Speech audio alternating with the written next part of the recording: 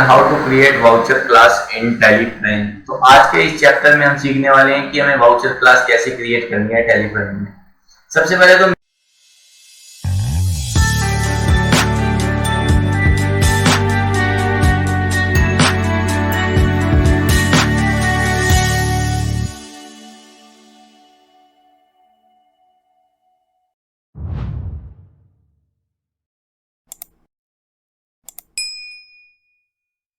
ये देख लेते हैं कि वाउचर क्लास होती क्या है और हमें इसे क्रिएट करने की क्यों रिक्वायरमेंट पड़ती है।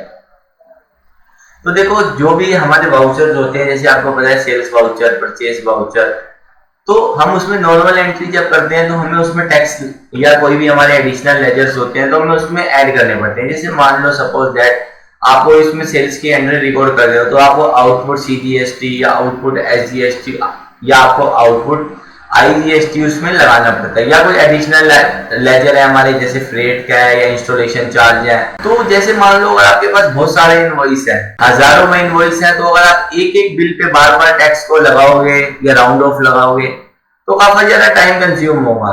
तो हम सेल्स की एंट्री को फास्ट तरीके से कैसे करेंगे, इसी तरीके इसके लिए ही हम वाउचर क्लास का यूज करते हैं। जरूरी नहीं वाउचर क्लास सेल वाउचर पे ही बनती है, आप उसे परचेज वाउचर में भी बना सकते हो। क्योंकि मान लो अगर आपको काफी सारी परचेज चढ़ानी हो एक साथ और उसमें अगर आपको काफी ज्यादा टाइम लग रहा है, आप बार बार एक एक करके लेजर सिलेक्ट करके उसमें लगा रहे हो तो आपका काफी ज्यादा टाइम उसमें खराब हो सकता है। तो इसलिए मैं आपको बताऊंगा कि कैसे आपको वाउचर क्लास क्रिएट करनी होती है। देन उसके बाद आपको इजी वे में अपनी सेल्स की एंट्री को रिकॉर्ड करना होता है। ये सब सीखेंगे हम इस चैप्टर में स्टेप बाय स्टेप। तो हम एक न्यू कंपनी क्रिएट करके सीखेंगे कि हमें कैसे कैसे वाउचर क्लास को क्रिएट करना होता है। तो हम एक न्यू कंपनी बना लेते हैं। तो जैसे मैं स्टेट अभी दिल्ली वगैरह ले रहा हूँ, मैं और कोई डिटेल्स अभी फिल नहीं कर रहा क्योंकि मैं सिर्फ ओनली आपको वाउचर क्लास क्रिएट करना सिखाने वाला हूँ।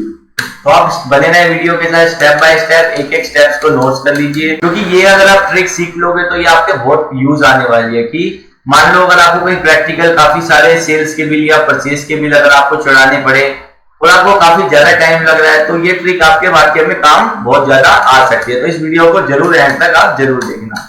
तो मैं जीएसटी अभी डेमो के लिए कुछ भी ले लेता हूँ। तो अभी मेरे को कह रहा है जीएसटी का नंबर गलत है, कोई बात नहीं, मैंने डेमो के लिए अभी लिया है, मेरी रिटर्न मंथली है और मैं कोई डिटेल्स अभी फिल नहीं कर रहा, कंट्रोल ऐसे सेव कर देता हूँ। अब अच्छा, मैं आपको ना करके बताऊंगा एक नॉर्मल एंट्री में और एक वाउचर क्लास की एंट्री में क्या डिफरेंस होता है। जैसे मैं एक नॉर्मल एंट्री करता हूँ सेल्स की, जैसे सबसे पहले हम वाउचर क्लास को क्या करते हैं जी, मैनुअल कर लेते हैं सेल्स के वाउचर क्लास को।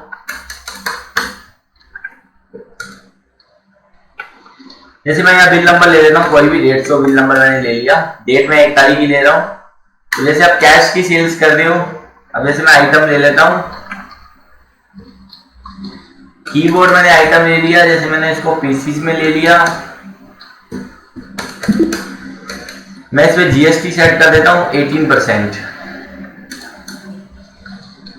एक्सेशन कोड डाल दिया, यहाँ पे मैंने इसे टैक्सेबल ले लिया और मैं यहाँ पे 18% करके इसे सेव कर देता हूँ। जैसे मान लो मैंने 10 पीसीज लिए तो मेरे को भी नेगेटिव एरर दिखा रहा है, क्यों? क्योंकि मैंने अभी तक कीबोर्ड को परचेज करा नहीं और मैं इसे सेल करने के लिए जा रहा हूँ। तो मैं यहाँ पे 10 पीसीज ले लिया और जैसे मैंने डाला रेट डाल दिया।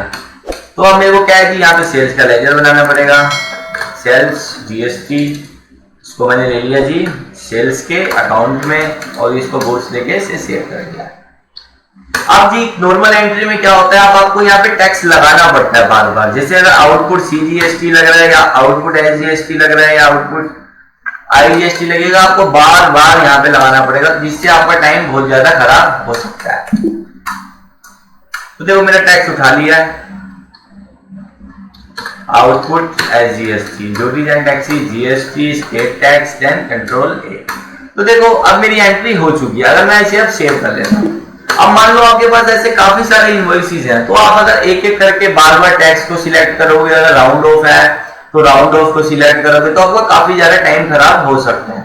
तो इसी टाइम खराब आपको होने से बचाने के लिए मैं एक ऐसी ट्रिक आपको बताने वाला हूँ जिससे आपका टाइम काफी ज्यादा बच सकता है सेल्स या परचेज की एंट्री को रिकॉर्ड करने में। ये करने के लिए आपको आना है गेटवे ऑफ टैली में। एक तो तरीका है आप नई वाउचर क्लास भी क्रिएट कर सकते हो, लेकिन मैं कोई नई वाउचर क्लास क्रिएट नहीं कर रहा, मैं उसी सेल्स के वाउचर में उसे कुछ चेंजेस करके वाउचर क्लास क्रिएट करूंगा। ऑल्टर में आना है, देन ऑल्टर में आने के बाद आपको वाउचर टाइप में आना है, वाउचर टाइप में आने के बाद आपको सेल्स में आना है, और सेल्स में आने के बाद आपको एंटर एंटर एंटर से बाद में आ जाते हैं। ये आपको दिख रहा है नेम ऑफ क्लास, कि आप अपनी जो वाउचर क्लास है उसे क्या नेम देना चाहते हो। जैसे मैंने दे दिया सेल्स जीएसटी, सेल्स जीएसटी। सबसे पहले तो देखो जैसे आप उसमें क्लास का नेम दोगे तो आपके सामने इस तरीके की कुछ विंडो ओपन होगी। एक्सक्लूड दिस ग्रुप, मतलब आप इनमें कौन से ग्रुप्स को नहीं रखना चाहते। तो मैं अभी इसको एंड ऑफ लिस्ट ही कर रहा हूँ और आपको भी इसे एंड ऑफ लिस्ट ही करना है।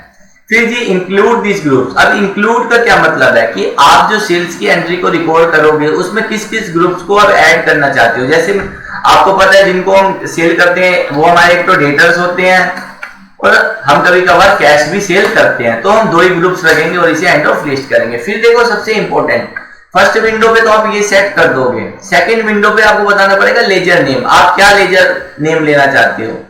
जैसे मैंने ले लिया सेल्स जीएसटी, अगर परचेज का बना रहे हो तो आपको परचेज ले लेना है।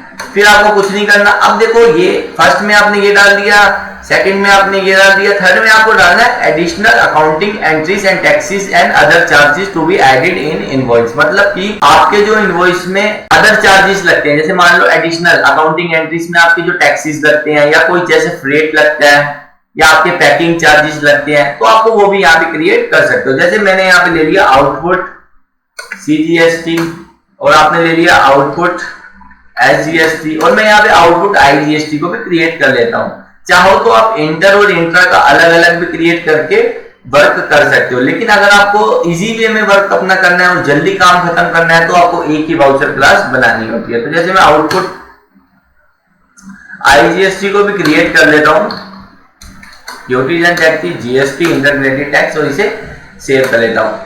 तो मेरा इतना काम हो गया। अगर आपके पास कोई एडिशनल चार्ज लगते हैं फ्रेट वगैरह तो आपको वो भी यहाँ पे ऐड कर लेना है। जैसे मैं एक राउंड ऑफ भी बना देता हूँ क्योंकि कई बार इनवॉइस राउंडिंग भी हमें करनी पड़ती है, तो हमें क्या जी बार बार राउंड ऑफ भी लेना पड़ता है। तो जैसे मैं इसे ले लेता हूँ इनडायरेक्ट एक्सपेंसेस में, और यहाँ पे मैं इसे ले लेता हूँ इनवॉइस राउंडिंग में, और यहाँ पे आपको ले लेना है इसे नॉर्मल राउंडिंग में, और इसे आपको कंट्रोल ए से सेव करना है। तो जैसे ही आप सेव करोगे तो आपसे पूछेगा कैलकुलेशन मेथड, आप इसे कैलकुलेट किस बेस पे कराना चाहते हो। तो आपको ले लेना ऑन टोटल सेल्स, यानी जो भी आपकी टोटल इनवॉइस वैल्यू उसके ऊपर आपको राउंड ऑफ लगानी है। तो ऑन टोटल सेल्स लेने के बाद आपको यहाँ नॉट एप्लीकेबल रखना है और यहाँ पे आपको इसे सेव कर देना है।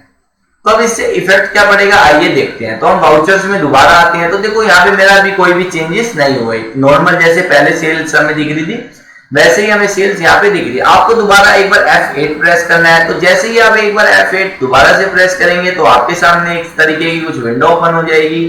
तो देखो सेल्स जीएसटी जो हमने वाउचर क्लास अभी अभी क्रिएट करी थी, तो आपको वो सिलेक्ट कर लेनी है। तो देखो जैसे ही आप वो सिलेक्ट कर लोगे तो जो जो हमने एडिशनल लेजर्स लगाए थे वो ऑटोमेटिक यहाँ पे आ चुके हैं। तो हम आइए फटाफट एक एंट्री भी करके देख लेते हैं। तो डेट में जैसे ले लेता हूँ 3 तारीख।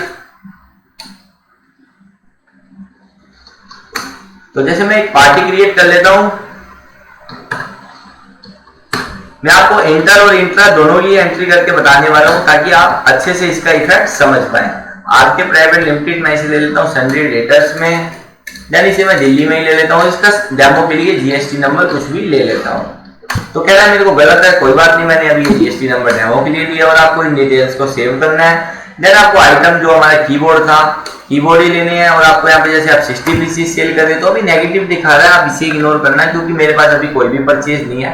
अभी मैं ओनली आपको सिखा रहा हूँ कि आपको वाउचर क्लास का यूज कैसे करना है। तो देखो जैसे ही आपने रेट डाला यहाँ पे वैसे ही हमने टैक्स ऑटोमेटिक उठा लिया, यानी कि आपको बार बार आउटपुट सीजीएसटी या आउटपुट एसजीएसटी लगाने की रिक्वायरमेंट नहीं पड़ी। अब मान लो आप लोग सोच रहे होंगे कि जब हम इसे प्रिंट निकालेंगे तो हमारे पास ये आईजीएसटी का लेजर और राउंड ऑफ का भी दिखाएगा, जबकि ऐसा नहीं है। तो अगर हम इसका एक बार प्रीव्यू देखें, कंट्रोल V करते हैं और यहाँ पे आके हम इसे प्रीव्यू करके देखें तो देखो यहाँ पे आपको आउटपुट सीजीएसटी और आउटपुट एसजीएसटी दिखा रहा है, ना कि आईजीएसटी। तो जो भी टैक्स आपके ऊपर एप्लीकेबल होगा आपको प्रिंट में वही दिखाएगा। तो मैं इसे एक बार सेव कर लेता हूँ। अब मैं देखता हूँ क्या मेरा आईजीएसटी का टैक्स भी इस पे उठाएगा या नहीं उठाएगा, आइए देखते हैं एक बार। तो मैं एक नई पार्टी क्रिएट कर देता हूं जिसमें आईजीएसटी एप्लीकेबल होगा और मैं इसको हरियाणा ले लेता हूं। और वाउचर क्लास बनाने का आपका सबसे बड़ा बेनिफिट ये है कि आप टैक्स के लेजर्स में गलती भी नहीं करेंगे, जो भी आपका टैक्स होगा वो ऑटोमेटिक खुद ही कैलकुलेट हो जाएगा। तो जैसे मैं यहाँ पे कीबोर्ड ही ले लेता हूँ, नेगेटिव दिखा रहा है, कोई इशू नहीं है। तो देखो जैसे ही मैंने रेट डाला तो वो ऑटोमेटिक ही मेरा आईजीएसटी उठा लिया, यानी मेरे को आईजीएसटी का लेजर सिलेक्ट करने की रिक्वायरमेंट नहीं पड़ी। तो देखो इस तरीके से अगर आप काम को करोगे कि आपको ओनली पार्टी बतानी है, आइटम बता के, रेट क्वांटिटी बता के आपका टैक्स ऑटोमेटिक ही उठा लेगा, तो आपका बहुत जल्दी काम खत्म हो सकता है। तो इस तरीके से आप क्या सेल्स की एंट्री को रिकॉर्ड कर सकते हो फास्ट तरीके से। अब अगर आप इसका प्रिंट प्रीव्यू देखो तो इसका भी प्रिंट प्रीव्यू में आईजीएसटी उठा रहा है, यानी कि हमें सीजीएसटी और आईजीएसटी नहीं दिखा रहा। तो इस तरीके से आप अपने काम को वाउचर क्लास क्रिएट करके इजी से इजी वे में कर सकते हो और अपने काम के घंटों को काम को मिनटों में खत्म कर सकते हो। तो इस वीडियो के लिए बस इतना ही।